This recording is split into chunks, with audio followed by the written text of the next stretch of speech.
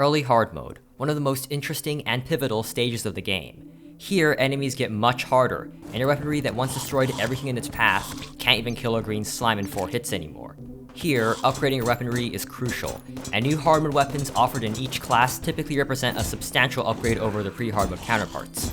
In this case, let's say you were doing a yo-yo playthrough, or simply a new player that wanted to use a yo-yo as your main weapon in early hard mode. Among these 5 immediately available, which choice should you take? Well, many of the experienced players in the room would likely recommend the Amrock, the strongest pre-mech yo-yo. Not only does it have a decent damage value, it also stays out for a long time and inflicts Frostburn, a powerful hard mode debuff dealing 25 damage per second. It's also fairly easy to obtain with a 1 in 300 chance to drop from any snowbomb enemy in hard mode. This means it's relatively easy to farm.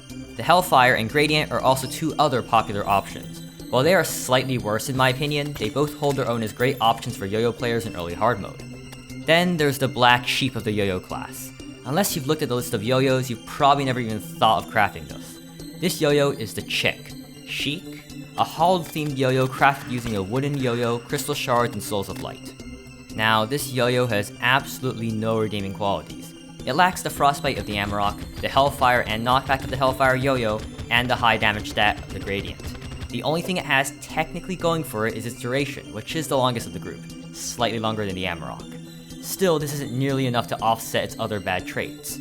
Sure, from some perspectives, it might be easier to obtain than the Amarok, since 10 Souls of Light will drop more quickly than a 1 in 300 drop in snow enemies, but there's a danger.